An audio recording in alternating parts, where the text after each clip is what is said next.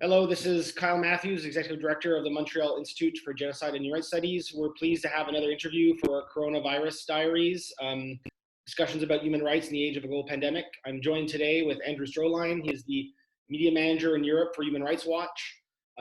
Thanks for joining us today from Brussels. No, thank you for inviting me.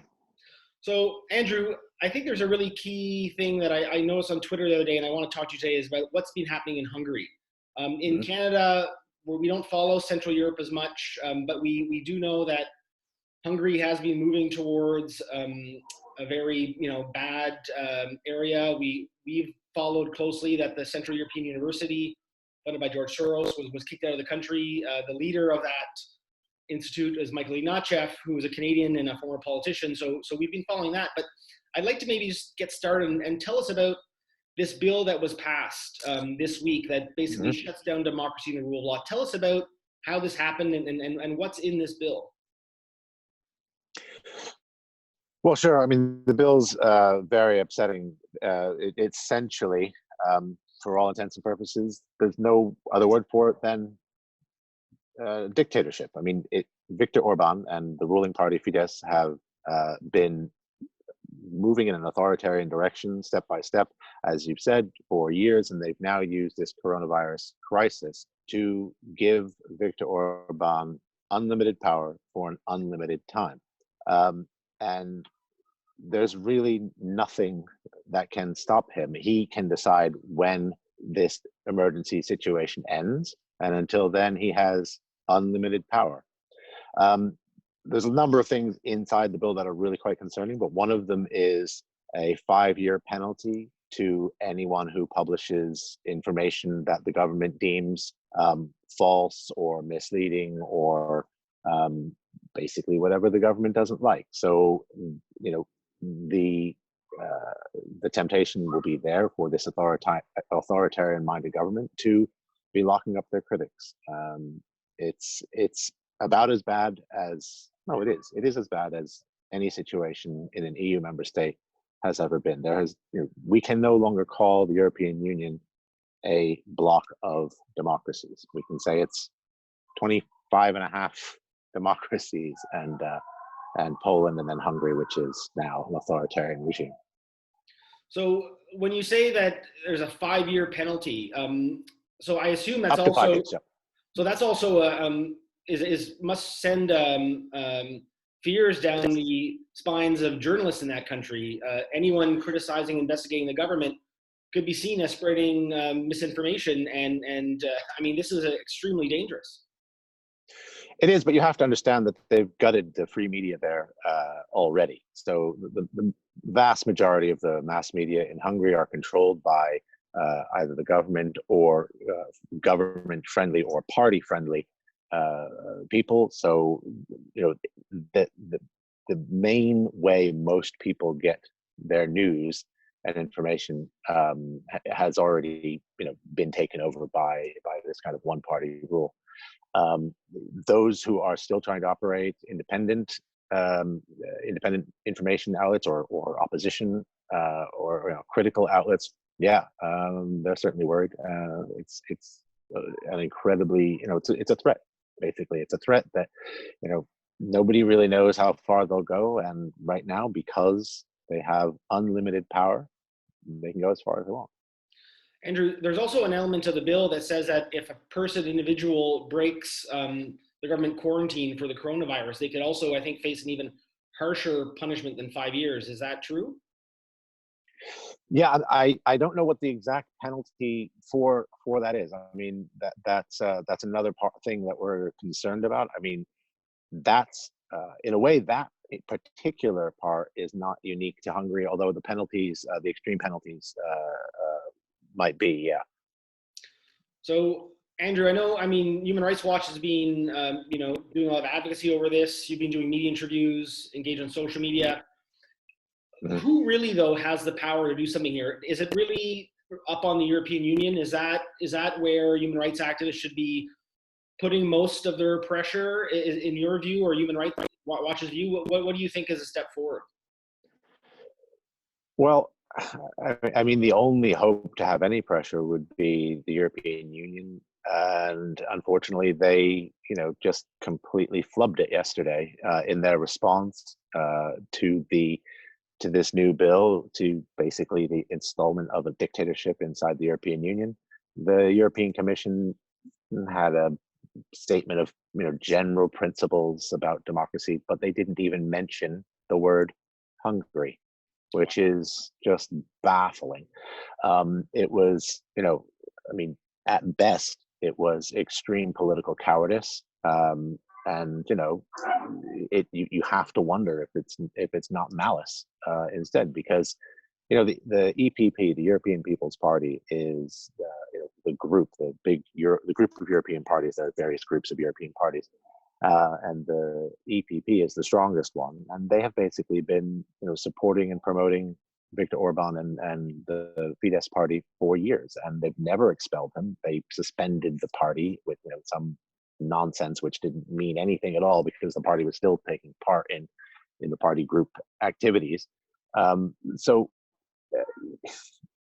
we hope that European leaders will take it seriously. We've heard some good voices, some right things being said from the European Parliament and individual MEPs, members of the European Parliament. But it's kind of worrying to see that from the Commission, that really should be able to say something, we're getting nothing.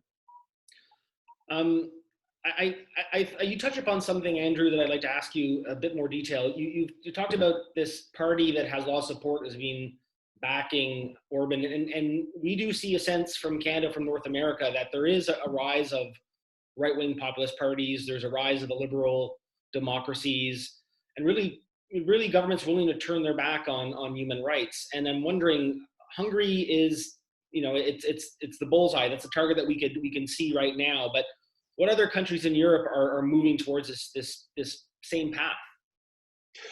Well, there's a number of parties, political parties in individual European states that use Viktor Orban and Fidesz, this Hungarian ruling party, as a kind of model.